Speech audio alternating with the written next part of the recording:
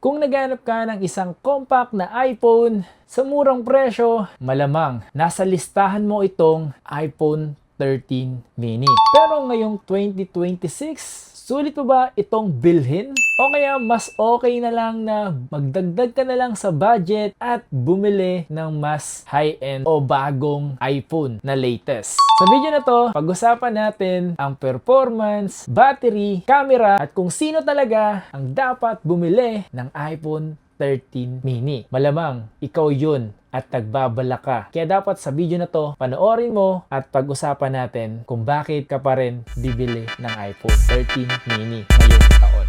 Yo, what's up sa inyo mga pangs? Kamusta kayo? Sa maganda at masayang araw na naman na pagsasamahan natin ngayon. So, panibagong araw, panibagong video. So, sa video na to mga pangs, last time kasi nag-post ako ng iPhone. So, yung pinakamalit na iPhone. Pinost ko siya, ang daming nanood. Tapos, so, nagkaroon ako ng interest na bakit hindi ko siya gawan ng video or pag-usapan natin kung bibili mo pa rin ba yung ganitong iPhone. Huwag na natin patagalin to at simulan na natin. Pero siyempre, bago lahat, kung hindi ka pa nakaka-like, subscribe sa YouTube channel natin, mag-subscribe ka na. At naglalagay pa rin naman ako dyan ng mga view product dyan sa ilalim ng video na to kung saan makakuha kayo ng malaking voucher di kung anong product na pwede kong ilagay dyan. Pwede ko nga pala ilagay yung mga ginagamit kong microphone katulad ng DJI mic na to at mga ginagamit kong stand or camera or iba't iba na pwede kong ilagay dyan na ginagamit ko sa pagbablog ko. Okay? Ano pang hinihintay natin? Let's go! Pag-usapan na natin tong iPhone na to. Alam nyo ba, isa pa rin to sa pinakamagandang compact smartphone na nagawa. Kasi alam nyo ba mga pa, ito kwento ko lang sa inyo. Gustong gusto ko talaga magkaroon neto noong panahon na nagsimula akong gumawa ng iPhone sa Green Hills. Kasi nung una ko siya makita, grabe, nakaka-inlove siya. Pero hindi ko siya binili noong mga panahon na yun. Kasi ang mahal pa niya eh. Ang mahal pa niya, tapos hindi pa natin masyadong afford yung mga ganito before kasi mahal pa talaga niya. Kaya naman ngayon is gusto ko siyang gawan. Yung ilan kasi is nag-aabang ng video kung sulit pa rin ba ito bilhin. Okay, pag-usapan natin yung kanyang design at build. Sa pros muna tayo mga pang. Kung mapapansin nyo yung kanyang build is sobrang liit, sobrang gaan neto. Maliit siya at the same time magaan. One hand friendly to. Kasi sabi nyo, pwede mo siyang gamitin ng one hand. Ayan, pwede mo siyang gamitin ng one hand na hindi ka na kailangan mag two hands, di ba? Kasi maliit lang siya. Ayan, maliit lang siya. Tapos, isa pa sa nagustuhan ko dito, napaka-premium ng kanyang quality. As in, especially sa 13 mga pangs, maganda na talaga yung kanyang build. Kaya pansinin nyo, yung iPhone 13 is sobrang benta ngayon. Halos same lang naman talaga sila ng build ng 13. Pinaliit lang siya. Isa sa pinaka maganda pa rin dito, kasi yung kanyang OLED display.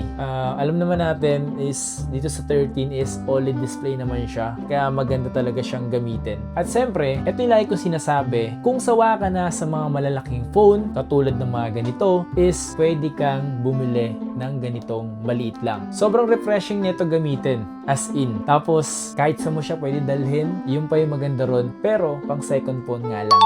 Dito naman tayo mapunta sa kanyang display mga pangs.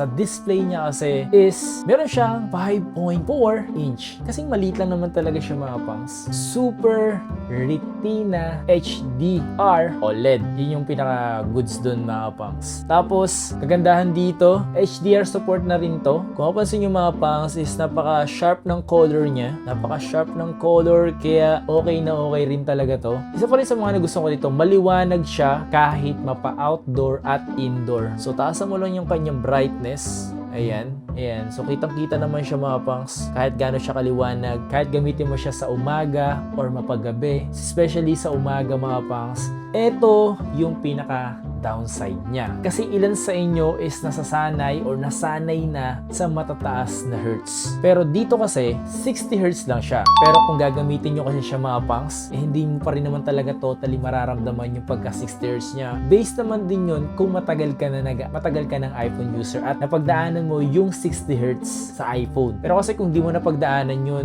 maninibago ka talaga. Kasi nga, di siya ganun kabilis kagaya ng 120 hertz. Pero not bad, di ba? Not bad. Pupunta naman tayo sa kanyang performance mga pangs. Alam niyo ba na pwede pa rin to ngayong 2026 para sa kanyang A15 Bionic chip. Pwede pa rin kayo dito makapag Facebook, TikTok, Messenger, Instagram, YouTube, at siyempre kung nag-edit ka rin, nag-download nga pala ako dito ng Mobile Legend at Call of Duty na pwede ko rin ipasilip sa inyo sa paggamit ko dito. So, papakita ko rin sa inyo kung paano siya gamitin or paano ko siya ginamit, kung gaano pa rin ba siya kasulit para sa paglalaro. Pero ma-advise ko sa inyo mga pangs, huwag kayo mag-expect na tatagal to, okay? So, pwede kayo makapaglaro, pwede rin naman talaga, pero hindi siya magdamag. So, kung gagamitin nyo to pang laro mga pangs, ang liit ng screen, ramdam mo agad yung init niya. So, hindi talaga siya for gaming At least, sinusubukan lang natin at pinapakita ko lang sa inyo kung pwede nga ba siya or kaya nyo bang sumabay sa paglalaro. At kayang-kaya din naman niya. So, dito pa lang tayo pero nakakaramdam na ako ng konting init. Okay, so ito mga pangs, maglalaro na tayo ng COD, COD Mobile. Napakita ko lang sa inyo mga pangs kung gaano siya ka-smooth. So, gaya ng sabi ko sa inyo, hindi naman siya totally talaga pang heavy. Ito lang is kung gaano nga ba siya kaganda para sa phone na to. Para sa akin kasi mga pangs, sobrang quality na ito guys. So good. Sigurin mo boy. Hindi nyo kaya boy. Okay, tumakbo. Okay, panalo. Victory. So, ayun lang mga pang. So, pinakita ko lang sa inyo kung gaano nga ba siya ka-smooth sa paglalaro at nakita nyo naman okay na okay siya. So, yun nga, umiinit siya mga pangs kapag gamit nyo siya. Ramdam ko talaga yung init niya. So, yun lang. At least, pinakita ko sa inyo yung paglalaro ng ganitong. Pinakita ko sa inyo yung paglalaro mga pangs dito sa iPhone 13 mini. Pwede kayo makapaglaro pero hindi siya advisable talaga gamitin sa paglalaro. Alright? Sa paggamit kasi nito mga pangs, hindi mo pa rin to mapagkakamalan na lumang iPhone. Kasi nga, supported pa rin naman to sa mga update. Pwede pa rin siyang update. Katulad na ito, updated pa siya sa pinaka-latest niya na iOS 26.2 or di ko alam kung may mga 0.4 na something. Usable pa rin naman to para sa karamihan mga pangs. Kaya huwag kayong mag-alala. Okay? So kung ilan sa inyo na gustong bumili talaga ng ganitong iPhone 13 camera at yung kanyang front camera, main camera. Dito tayo mapunta mga pangs sa kanyang wide at so meron pa siyang ganun mga pangs kasi nga dual camera pa rin to. Dual lens pa rin siya mga pangs. Ayan, dual lens pa rin siya. At ang kagandahan kasi dito mga pangs, 12 megapixel siya. Okay, 12 megapixel. Pagdating sa video nito mga pangs, may pagka-sharp. So siyempre, nandun pa rin yung pagka-natural color niya. Tapos ang maganda rito is yung kanyang magandang dynamic range. Kasi mga pangs, iPhone pa rin to. Kung yung mga mababa dito mga pangs ay magaganda pa, paano pa dito? Diba? Pagdating sa mga specs ng camera ng iPhone 13 is halos same naman talaga sila. Okay? Pinaliit lang talaga siya. Pero masabi ko pa rin mga pangs na pinaka-stable pa rin ito ngayong 2026 pagdating sa camera niya mga pangs. Kasi kaya nito mag-shoot ng 4K 60 FPS. Yes. Perfect to para sa TikTok, lalo sa pagbablog. Kung gusto mong mag-vlog gamit ito, bibigyan ko kayo ng mga sample video kung gaano nga siya kaganda. Kasi kung nakikita nyo dito, gamit natin yung iPhone 17 Pro Max. Tingnan natin kung gaano nga ba yung pinagkaiba nilang dalawa. Okay? Yo, what's up sa inyo mga pangs? At ayun na nga mga pangs. Tingnan nyo naman yung quality Okay na okay din mga pangs. Gamit natin dito is 1080p 60 fps. Kaya ako lagi nag-60 fps kasi para mas smooth siya. And may lightning tayo dito. Ayun buhaghag yung lighting natin. At ito yung kanyang quality ng front cam. So video pa lang ito mga pangs. Kung nakikita nyo, maganda rin talaga yung quality nito. At kung mapansin nyo naman, ang angas niyan boy. So ito naman yung kanyang main camera or yung rear camera niya. Okay, so 0.5 natin. Ayan. So ito yung kanyang 0.5 mga pangs. Meron lang siyang moist kasi nga nandun siya sa kabilang kwarto naka-aircon doon. At ayan, nakikita nyo naman guys. Kung sakali naman na ito yung gagamitin yung pang vlog, tamang-tama lang din naman. Kasi tingnan nyo naman yung quality. Pasensya na kayo mga pangs sa nakikita nyo kalat. Naglilinis kasi ako ng aking editing room or gaming room. Uy, hindi pa to gaming room, boy. So, ayun mga pangs, yung mga sample kapag gabi na may lightning. So, siyempre, pangit nga naman ng quality ng camera kahit ano naman kapag madilim. Pero, papayita ko sa inyo yung itsura So nag-shoot tayo ngayon ng umaga, maliwanag, di ba? Kasi iba yung kumpara pag gabi ginagamitan mo ng lightning, magkaiba kasi talaga yung kulay. Kung gagamitin mo rin naman to sa pag-vlog, pag-reels, or depende kung sa mo gagamitin yung pag-video, maganda rin naman talagang quality. So eto kasi is front cam to. And then next naman natin mga pangs pag-usapan is yung kanyang battery. Dahil sa sobrang liit nga lang nito, ito ang pinaka-concern ng iba, yung kanyang battery nga mga pangs. Dahil maliit ang phone, so maliit din ng kanyang battery. Ang battery capacity nga pala nito mga pangs is 2,438 mAh. So, ganun lang kaliit yung kanyang battery. So, kung pang hard game nyo talaga siya, hindi siya para dun. Pagdating naman sa kanyang charging is meron siyang up to 20 watts fast charging. Meron naman siyang 50 watts para sa mga MagSafe. Kung sakaling i-charge nyo siya sa MagSafe, pwede rin.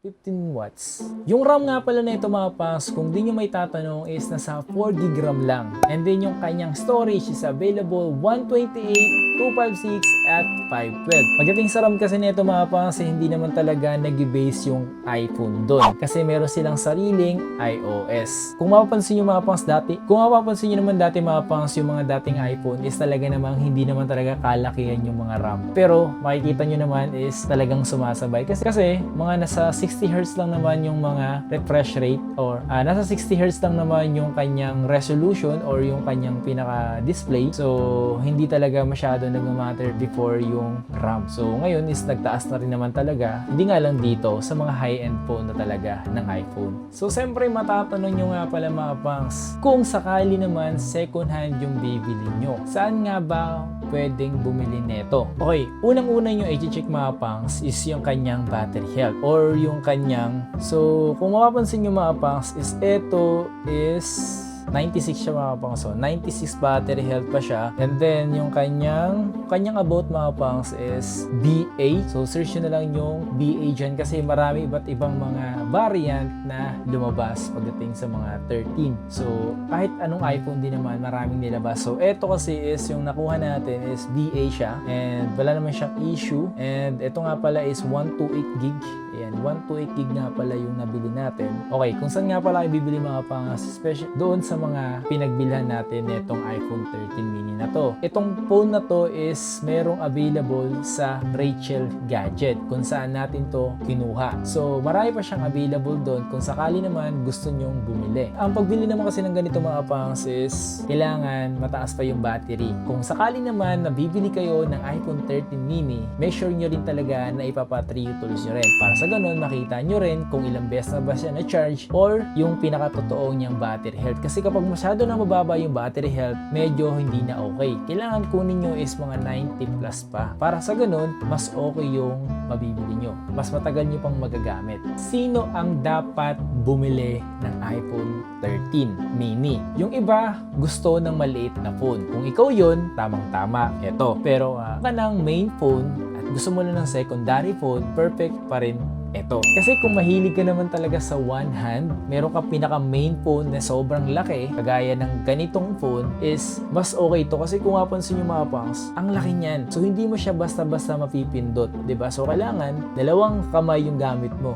'Di ba? So ito kasi is one hand mo lang siyang magagamit. Kung gusto mo ng flagship performance, mas mababang presyo, nagdaan pa rin to mga pangs sa malakas pa rin na, kumbaga compact, kumbaga malakas pa rin to sa ngayon. Kung mahilig ka sa social media, ayan, isa yan. At siyempre naman, kung mahilig ka sa camera, perfect din to. Siyempre naman, kung mahilig ka namang mag-TikTok, yan, kung mahilig kang gumawa ng video, tamang-tama pa rin to mga pas. Usapang camera ng iPhone, hindi talaga to nagpapatalo. Pang daily driver, masasabi ko rin naman siya, pwede mo rin naman siyang pang daily driver. Pero, ngayon nga is, mabilis siyang malobat dahil maliit yung kanyang battery. Pero kung meron kayong mga maliliit na power bank, tama-tama, pwede nyo gamitin dito yun. Ito naman, wag mong bilhin ito kung ikaw ay isang heavy gamer. So, hindi talaga siya po pwede. Mas maganda siya pang secondary phone lang. So, andito yung mga iba mga kailangan mo and then sa main phone mo, dun ka talaga nag-heavy games. At syempre naman, kung yun nga, kung ito lang yung main phone mo at lagi kang nasa labas, hindi to po pwede sa'yo, boy. Kung mahilig ka sa mga pang long life battery or makukunat na battery, hindi to po pwede sa'yo. Kasi mababa yung battery. Kung gusto mo talaga yung mga advanced features kagaya ng mga AI, hindi mo na siguro sa kanya makikita yon. Kung meron man siya, may pagka-AI man siya, siguro wala na dito yon sa ibang mga high-end model na yon. So, dito wala na talaga. Kagaya ko, gusto ko ng mga ganito dahil maliit lang talaga siya, as in compact lang. Hindi ko talaga siya yung pinaka main phone kasi dalawa yung phone ko, 17 Pro Max at 16 Pro Max. Ito pinang-shoot ko, 17 Pro Max. So, kaya pwede ko siyang gamitin ng pang third phone or second phone. Mapunta tayo sa price guide, men. So, alam nyo ba, pagdating dito sa 13 mini na to, sobrang mura nyo nalang mabibili ngayon. Ngayong 2026, as in mura na siya. Siyempre, ito yung pinaka dapat na hinahanap nyo. Okay? So, kagaya ako, nakakita ako ng good condition, no Face ID issue, kailangan gumagana yung pinaka Face ID. At syempre, hindi napalitan yung LCD. Pinakamaganda, dahil maliit yung battery nito, dapat ang bilhin nyo, mataas na battery health pa. Para mas tumagal pa sa inyo. Alam nyo, kaya pa tumagal nito ng ilang taon, depende sa paggamit nyo. Siyempre naman, kung bibili rin naman kayo ng mga ganitong phone, make sure nyo na lahat is working. So, dapat yung i-check. Ito yung mga dapat yung i-check, mga pangs. Gumagana yung pinaka power button, gumagana yung camera syempre, at yung gumagana yung ganito silent mode, tapos yung up and down, dapat i-check nyo yan mga pangas physical, as in yan pa lang, and then tsaka kayo mag-check sa loob, kasi kung hindi siya gumagana sa labas pa lang, mahirap na siyang bilhin. So napakadali na naman talaga mag-check ng iPhone. So kung sakali naman gusto nyo makita yung kanyang general sa panahon ngayon, lalo ka updated na yung mismong phone nyo sa iOS 26, makikita nyo na agad dito kung may napalitan na. So, pausapan naman na boosted, baka boosted lang yung pwede mabili natin. So, mas maganda magpa-Trio Tools kayo once na bumili kayo kasi makikita nyo lahat doon yung pinaka-detalye. So, kailangan magpa-Trio Tools sila. At ito pa pinakamaganda, kapag bibili ka ng isang iPhone 13 mini sa ngayon is unlimited mong i-reset. Kung gusto mo siyang i-unli kasi nga, baka naka-bypass, kahit saan kayo pwedeng bumili, dapat ganun yung gawin nyo. Baka naka-bypass, may Apple ID, dapat wala kayong bibiling na ganun ha. Kailangan i-reset nyo na siya ng i-reset, i-check nyo maigi bago kayo umalis. Bumili nga pala tayo ng ganito is sa Rachel Gadget. Kung sakali naman gusto nyo nga palang bumili, pwede kayong bumisita sa kanilang FB page na ilalagay ko dyan sa may description ng video na to. So sa lahat naman ng ginagawa natin is available yung iPhone 13 pero sobrang bihira talagang magkaroon nito at sobrang mabenta din niya. Okay? Kahit ako mga pangs, dream ko rin magkaroon ng iPhone 13. As in, especially 13 series, isa yan sa mga pinangarap ko before magkaroon at hindi tayo nagkaroon. Kasi nga, mas mataas yung binigay sa atin. May ganun naman talaga no? Ito na yung pinaka-last natin. Maraming salamat nga pala sa pagsama at pagsuporta. Kung nagustuhan mo tong video na to, huwag mo kalimutan mag-click ng like and subscribe. Nagustuhan mo ba yung iPhone 13 ngayong 2026? Gusto mo bang bumili? Sa tingin mo, okay pa rin ba kaya itong iPhone 13 sa ngayon? May mga hindi ba ako nasabi, makakatulong sa inyo? Comment down below. Check natin yan sa mga susunod na video at maraming salamat sa inyo. Peace!